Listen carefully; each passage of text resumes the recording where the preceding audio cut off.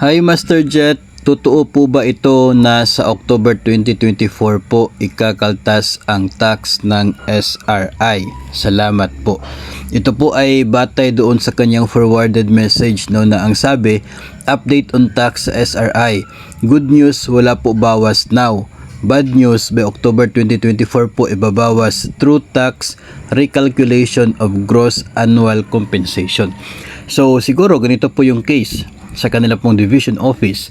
Noong release ng SRI ay buong binigay yung 18,000, tapos pagdating ng October next year, doon na sila mag-adjust ng taxes, no, at kukwentahin kung magkano yung total na natanggap mo na hindi nakuna ng tax, at pagkatapos malalaman kung magkano yung kulang sa tax payments mo, saka mag-a-adjust sa sahod.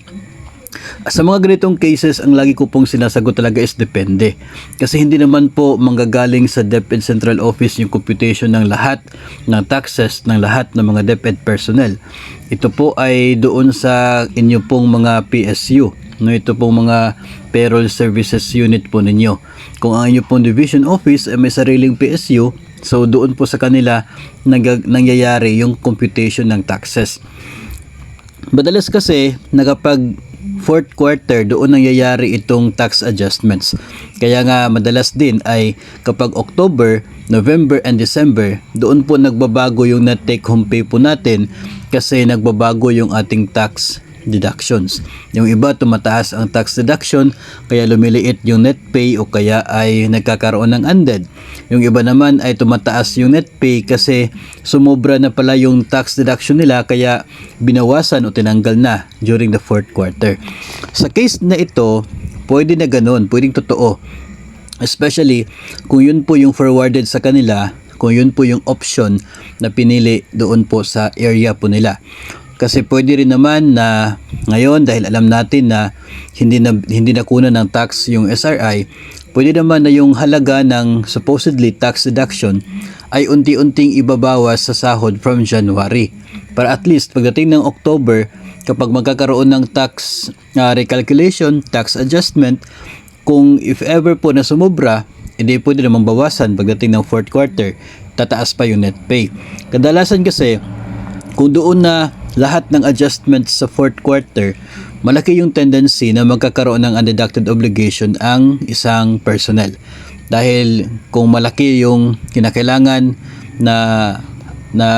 kinakailangan na adjustment sa tax, kung kinakailangan na mataas yung magiging dagdag na deduction sa kanyang tax, at saka nasa 5,000 na lamang yung net pay, so magre-resulta talaga yan ng pagkakaroon ng undeducted obligation. Kaya mas mainam din na simula sa Enero, kapag determined na natin na ito ay part ng benefits na natanggap this year na subject sa tax calculation, so mas mainam po na kapag start ng January, unti-unti na po na nakasaad sa deduction sa sahod yung para po sa unpaid taxes. Para pagdating ng fourth quarter, maliit na lamang yung adjustment and hindi na po siya makakaroon ng malaking epekto sa net take home pay ng personnel. Pero as I said nga, depende kasi baka dito po sa kanila, mas pabor sa kanila yung doon na lamang sa October lahat. Hindi option po nila yon, choice po nila yon. Yung iba naman ay mas pipiliin na starting January magkakaroon ng adjustment, choice din po nila yon. So hindi siya magkakatulad, depende po yun sa option ng inyo pong gumagawa ng sahod po ninyo at nag-a-adjust ng mga taxes po ninyo. So yun po yung masasagot natin, pwedeng totoo ito doon po sa inyo, kung yun po yung pipiliin nila. Pwede rin na iba yung option na mangyayari doon naman po sa ibang area na sakop po ng Department of Education na hindi nagdeduct ng tax dito po sa natanggap na SRI.